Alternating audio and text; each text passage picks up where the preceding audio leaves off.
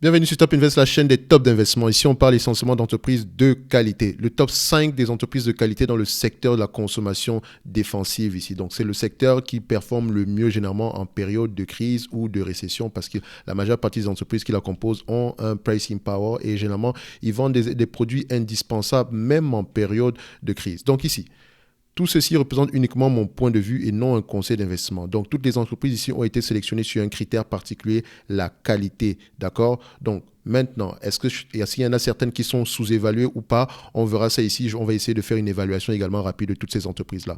Donc, ceci représente uniquement mon point de vue et non un conseil d'investissement. La première entreprise ici, c'est Pernod Ricard. On en a déjà parlé sur la chaîne. Donc, une vidéo est disponible déjà par rapport à Pernod Ricard qui parle uniquement d'une évaluation quantitative sur cette entreprise-ci. Donc, vous pouvez aller la voir directement ici sur la page de la chaîne. Donc, pour aller rapidement ici, en termes d'évaluation ici, on était juste pour vous dire qu'on était tombé sur un prix qui nous correspondait pas personnellement ici à Top Invest. Vous savez que nous, en termes de rendement, ici, on recherche un rendement par rapport à la voie des actionnaires de 10%. Donc, par rapport aux free cash flow, par rapport à la capitalisation boursière, on cherche un rendement supérieur à 10%. Donc, ici, on avait le dividende également était safe, mais sauf que le prix ne nous correspondait pas. Donc, je pense que mon avis était ici aux alentours de $100 à $70 par là comme prix d'achat idéal. Maintenant, ça ne veut pas dire que l'entreprise va atteindre $100, mais ça, c'est mon avis à moi, c'est uniquement mon point de vue. Donc, l'entreprise était correctement évaluée, mais ça ne représentait pas une opportunité d'investissement. Vous pouvez aller voir la vidéo rapidement sur la chaîne ici. On va passer à une autre entreprise parce que j'ai déjà parlé longuement de cette entreprise aussi. Donc, on va passer à la deuxième entreprise ici qui est Danone. Danone également a déjà été étudié sur la chaîne. Vous pouvez constater que les revenus ici sont stables, les marges sont stables, le dividende ici a l'air stable également. Donc, est-ce que le dividende est safe ici? Je vous dirais oui. Également, Danone ici, en termes d'évaluation, on avait déterminé que l'entreprise ne représentait pas une opportunité d'investissement. Quand nous, on l'évaluait, elle était encore à $55 l'action. Actuellement, elle est peut-être à 52 € l'action, excusez-moi. Donc, maintenant, ça dépend de vous. Moi, je suis assez strict au niveau de l'évaluation dans le sens où j'achète uniquement une entreprise quand j'ai une opportunité d'investissement. La valorisation de l'entreprise pourrait se situer aux alentours de $60 par là. Ça ne veut pas dire que je vais l'acheter à $60. Ça veut dire que je vais vouloir l'acheter avec une décote supplémentaire pour me protéger en termes de risque de valeur ou bien en termes d'augmentation du prix des matières premières comme présentement ici. Donc, ça veut dire que je vais l'acheter aux alentours de $40, $35 par là. Donc, ça, c'est uniquement mon prix d'achat à moi personnel, d'accord? Je ne suis pas en train de vous suggérer un prix d'achat. Chacun l'achète selon son obligation de rendement. Moi, j'ai une obligation de performance. Généralement, je recherche un 15% en moyenne par an sur une période de 5 ans, donc en moyenne. Donc, c'est pour ça que j'essaie généralement de déterminer si une entreprise s'échange à 10 fois à un rendement de 10% en moyenne, ce qui pourrait représenter un 15% en moyenne si l'entreprise arrive à avoir un prix final avec un rendement de 5% à l'année où elle atteint la valeur indiquée. D'accord? Donc, tout ça dépend également de l'exécution. Ce n'est pas parce que je vais évaluer une entreprise à $100 et qu'elle coûte aujourd'hui à $50 qu'elle va forcément atteindre le $100. Ça dépend de l'exécution. D'accord? Donc, Danone, la vidéo est déjà disponible sur la chaîne. On va rapidement sur la troisième compagnie. Donc ici, nous avons Dollar General qui est un spécialiste de la grande distribution aux États-Unis, mais uniquement axé sur les produits à bas prix. D'accord? Donc ici, la plupart des produits qui sont vendus à Dollar General coûtent entre $1 et $10. Donc vous remarquez que c'est généralement, c'est en période de crise, au cas où les consommateurs n'ont pas assez d'argent ou bien le budget est serré, ils vont se rabattre vers ce genre de commerce qui sont ce genre de commerce très très rentable aux États-Unis. On a déjà parlé également de son concurrent direct qui est Dollar Tree. Donc, c'est deux bonnes entreprises. Donc, ici, on va regarder la tendance des revenus. On a une tendance des revenus si les revenus sont stables et croissants. D'accord? On voit ici qu'on a une croissance des revenus à peu près de 8% donc, sur les dernières années. Donc, n'oubliez pas, le same store sale, c'est un élément très très important dans ce genre de compagnie ici. Donc, il suffit juste pas de regarder la croissance parce que pour générer de la croissance ici, j'ai uniquement à ouvrir un magasin supplémentaire, d'accord? Or, si j'ouvre des magasins dans des endroits qui ne sont pas indiqués, je vais peut-être avoir des revenus supplémentaires, mais ça sera juste temporaire, d'accord? Donc ici, après, au niveau des marges, ici, on a des marges à peu près stables, des marges opérationnelles également à peu près stables, des net income ici à peu près, voilà, aux alentours de 2 milliards par là, 2 milliards 100. Donc, le net income également a tendance à croître. Donc, en moyenne, on est aux alentours de 6,5 à 6% par là. Donc, si on devait évaluer l'entreprise ici également, ici aujourd'hui, vous constatez qu'elle a commencé à payer un dividende. Donc, ça dit qu'elle est déjà à la deuxième partie de son processus de croissance, dans le sens où c'est une compagnie assez mature. Donc, vu qu'elle est déjà assez bien positionnée dans le secteur, elle peut se permettre de verser un dividende. Donc, ça sera certainement un dividende aristocrate. Il y a de bonnes chances que ce soit le cas parce que à l'heure actuelle, elle a énormément de marge de manœuvre. Actuellement, elle distribue un dividende qui est de l'ordre à peu près de, voilà, je vais juste aller regarder ça ici, selon Google.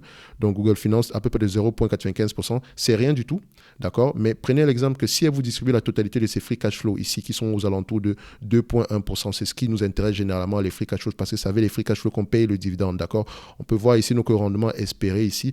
Donc, ça va rester aux alentours de 4% par là. Ça veut dire que si l'entreprise distribue la totalité de ses free cash flow en termes de dividendes, vous aurez un rendement de 4% maximum. Maintenant, il peut avoir une croissance des revenus, il peut avoir une croissance des marges. Et si, par exemple, on a une croissance à peu près des revenus ici de 8%, donc disons qu'on aura 5% sur les 5 prochaines années, d'accord? Donc, c'est juste une estimation. Quel est le rendement espéré par rapport au prix actuel? Donc, si on achète l'entreprise ici aujourd'hui, d'accord, au prix actuel et qu'elle vous verse la totalité de ses free cash flow en termes de rendement sur les 5 prochaines années, tout en ayant des rendements, des bénéfices croissants année après année. Qui dit bénéfices croissants parle également de marge croissante. Donc, ce qui veut dire qu'on pourra avoir un rendement par rapport à notre prix d'acquisition ici aujourd'hui d'à peu près 5,11%.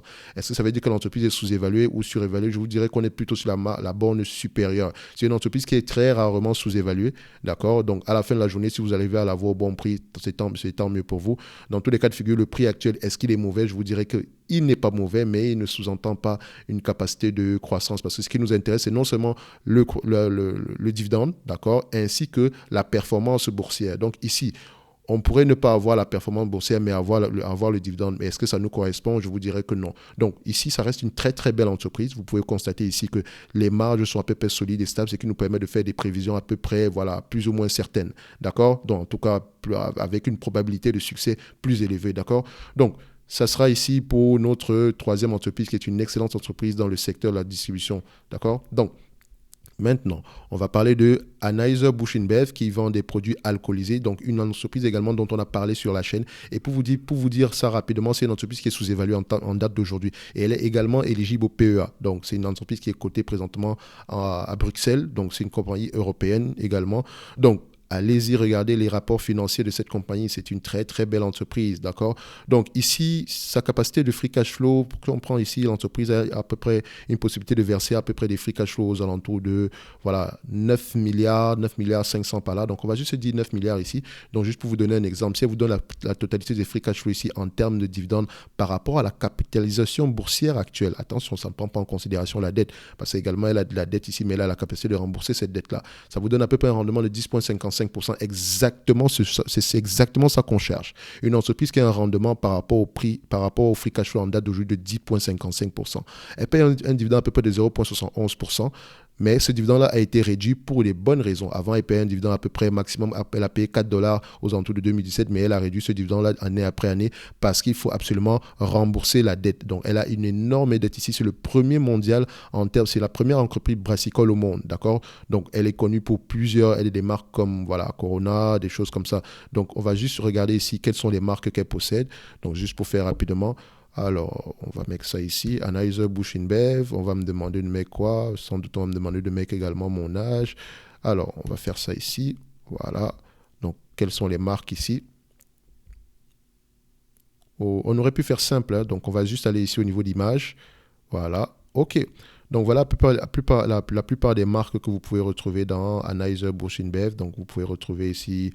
On l'appelle généralement AB InBev, donc l'effet, Cobra, Stella Artois, vous avez Budweiser, ce genre de produits-là. Il n'y a pas que ça. Après, vous allez voir des Corona, mais Corona en plus en Europe, parce qu'en Amérique du Nord, particulièrement aux États-Unis, la marque Corona est essentiellement vendue par Constellation Brands, qui est également une entreprise qu'on a étudiée précédemment dans un de nos top 5. D'accord? Donc ici, si l'entreprise vous distribue la totalité de ses free cash flow en termes de dividendes, vous aurez un rendement de 10%. Elle a coupé son dividende pour les bonnes raisons. Il ne suffit juste pas de se dire que oui, on me distribue un dividende ici, c'est croissant depuis X années. Non. Il faut savoir, est-ce que ces dividendes-là, est-ce que c'est normal que l'entreprise paye un aussi gros dividende? D'accord? Par exemple, ceux qui sont sur Eutelsat maintenant, est-ce que c'est normal qu'on vous paye un aussi gros dividende quand l'entreprise quand la pérennité de l'entreprise est menacée, entre parenthèses, parce que le revenu est de moins en moins croissant, d'accord? Il est même en décroissance. Donc, or, le dividende est de plus en plus stable, en termes de rendement, il est de plus en plus élevé. C'est vrai que ça joue également par rapport au prix, mais est-ce qu'elle doit payer ce dividende-là ou bien se concentrer, essayer de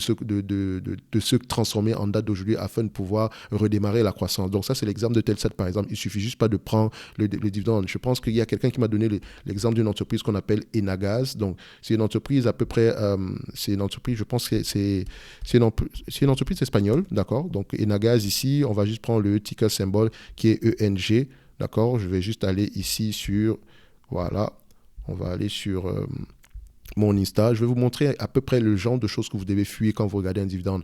Parce qu'en termes de dividende, tout sera mignon, tout sera beau. C'est sûr qu'on vous a déjà dit que le période ratio compte énormément, mais n'oubliez jamais la dette d'une entreprise quand vous essayez de l'évaluer, d'accord? Donc, on va aller chercher Enagaz ici. Ce n'est pas le sujet de la vidéo ici, mais c'est juste, c'est juste un exemple en tant que tel. Donc, on va regarder ça rapidement. Enagaz, donc on va ici, on regarde au niveau de Foreign Security. Donc, vu que c'est une compagnie espagnole qu'on cherche, c'est celle qui est sur Madrid ici, dans le XMAD. Donc, on va sélectionner le XMAD ici, Enagaz. Alors, voilà. Ça ne va pas être bien long. Donc, une fois que je suis ici, normalement, je vous montre comment je fais pour aller sur mon Insta. Vous n'avez pas besoin de payer un service premium. Donc, ici, vous pouvez avoir accès à des informations ici, mais de toutes les façons, la plupart des informations sont accessibles gratuitement, en tout cas la majorité. De toutes les façons, vous devez lire les rapports financiers, ça c'est gratuit.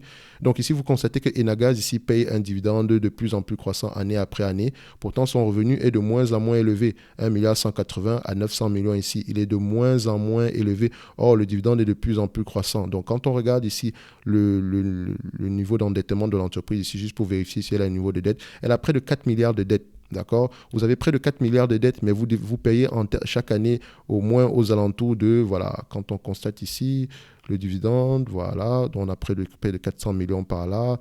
Voilà, et donc elle paye à peu près 400 millions par là en termes de dividendes. Donc les 5 dernières années, juste en termes de dividendes, elle a versé au moins 2 milliards aux actionnaires. Est-ce que c'est normal?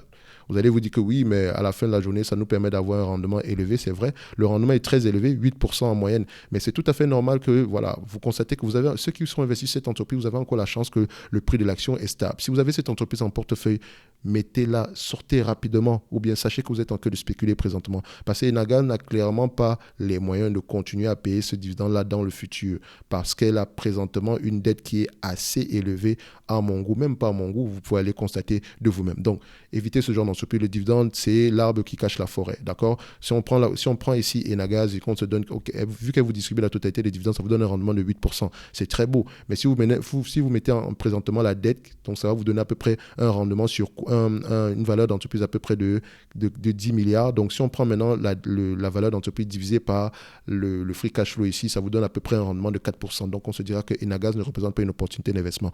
Vous avez vu, quand on présente l'entreprise sans prendre en considération la dette, on a un rendement élevé. Mais si on prend maintenant en considération la dette, le rendement par rapport à nos prix d'acquisition est très très bas.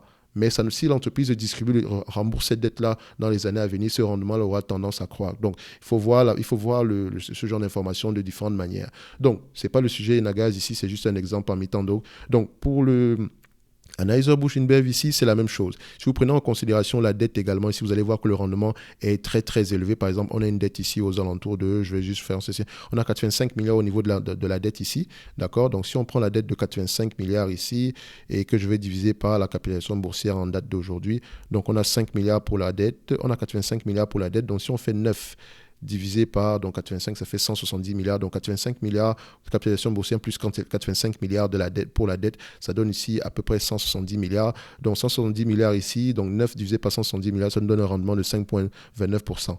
Donc si on prend en considération la dette, on a plutôt un rendement de 5,29%. Vu que l'entreprise va massivement repayer cette dette-là. D'ici 5 ans, elle aura payé la moitié de cette dette-là. Donc, elle aura payé déjà 40 milliards sur cette dette-là. Il va rester 45 milliards. Si on fait 45 milliards maintenant, plus 45 milliards plus 85 milliards, ça vous donne ici à peu près 125 milliards. Donc, si on prend également 9 divisé par 125 milliards, vu qu'on a payé 40 milliards de la dette, ça nous donne un rendement de 7,20%. Donc, le rendement aura tendance à croître. Également, il y aura la croissance des revenus, il y aura également la croissance des marges, mais dans tous les cas de figure, c'est quelque chose à voir globalement. Donc, Anheuser-Busch InBev, pour moi, représente une opportunité d'investissement. D'accord? Donc, ça, c'est mon avis. Et voilà, ça, je peux également me tromper, mais dans tous les cas de figure, lisez vos rapports financiers si cette compagnie-ci vous intéresse. D'accord? Donc, ça, c'est Anheuser-Busch InBev. Maintenant, on va passer à la dernière entreprise qu'on appelle Beiersdorf. Beiersdorf, ici, vend des produits, c'est un spécialiste des produits cosmétiques. Donc, normalement, si vous connaissez L'Oréal, vous connaissez Beiersdorf. Donc, elle fait partie des leaders dans le secteur d'activité également. Si vous aimez L'Oréal, si vous aimez Estée Lauder, vous allez sûrement aimer Beiersdorf qui fait essentiellement la même chose. Donc ici, Beiersdorf ici est spécialisé, très très reconnu pour la gamme de ses produits comme Nivea. Donc elle possède la marque Nivea. Donc on va regarder ici en termes d'image ici. Beiersdorf Brands. Donc je vais te mettre juste l'ensemble des marques que l'entreprise possède ici. Alors, Japon, ça va pas être long. Ok, donc on va mettre ça ici juste pour vous montrer les marques que l'entreprise possède. Donc on va retourner en arrière. Donc ici, voilà, voilà. Alors, c'était Beiersdorf. Beiersdorf, on va juste remettre ça ici, qui était ça. Donc on possède la gamme de produits de Nivea. Donc on va essayer de rentrer ici, Investor. Voilà. Qu'est-ce que l'entreprise possède exactement? Donc je vais là. Ok. Ça va pas être long. Donc, n'hésitez pas, ce genre d'entreprise, la marque est importante, mais la perception de valeur de la marque également est importante. Ce n'est pas parce qu'on a des marques en portefeuille on a forcément des avantages compétitifs. L'avantage compétitif ici, certes, il est qualitatif, mais c'est surtout deux produits identiques ne se ressemblent pas s'ils ont des marques différentes. D'accord? Je peux faire le même produit que Nivea ici aujourd'hui et je l'appelle peut-être Top Invest. Ça ne veut pas dire qu'il va se vendre au même prix que Nivea. Vous allez sélectionner Nivea parce que vous connaissez la marque. Donc, vous constatez que la gamme Nivea, elle possède à peu près la gamme de ces produits de Nivea, les Labello, la gamme Labello, Anaplast également, donc Eucérine, donc c'est des produits, voilà, sans doute que parmi vous, certains en ont déjà utilisé. Donc, ce genre de produit-là commande un certain prix particulier, donc elle ne se négocie pas comme les produits lambda, d'accord? Donc, ce qui permet ici à Beiersdorf d'avoir à peu près un revenu, à peu près des marges, un revenu ici à peu près stable, d'accord? On voit ici la croissance des revenus sur les dernières années est à peu près de 3%. Au niveau de la marge de but est à peu près stable. La marge opérationnelle également est très stable, ce qui nous permet de faire des prévisions dans le futur. Donc, ici, vous voyez que le bénéfice par action, voilà, il a tendance à rester à peu près stable aux alentours de 3 euros par là. Donc, il faudrait vérifier pourquoi est-ce qu'il a diminué ces dernières années. Si sans doute c'est par rapport à la période qu'on a connue tantôt, dans 2020, mais on essaie de se rattraper ici en 2021, qui est à peu près équivalent à ce qu'on a connu précédemment. Donc, vous pouvez voir ici qu'en moyenne, elle a des free cash flow aux alentours de 700 millions par là. Donc, si elle a des free cash flow de 700 millions par là, si elle vous distribue la totalité de ces free cash flow en termes de dividendes ici, quel est le rendement que vous allez obtenir par rapport au prix actuel? Donc, on va juste le faire ici rapidement. On fait ici 0,7 divisé par 22,64. Ça vous donne ici un rendement de 3,1% si vous voulez. D'accord? Donc ici, si elle vous distribue la totalité de ces free cash flow en termes de dividendes, vous aurez 3% en moyenne. Donc, est-ce que ça représente une opportunité d'achat pour nous? Moi, je vous dirais non. Idéalement, on aimerait avoir un meilleur prix que ça. Je vous ai toujours dit que nous, on cherche un rendement au moins, je dis bien au moins de 10% par rapport à notre prix d'acquisition. Donc, si je voulais acheter cette entreprise-ci, j'exigerais un prix aux alentours de 40 à 30 dollars par là. Évidemment, c'est très rare pour l'entreprise d'atteindre ce niveau-là.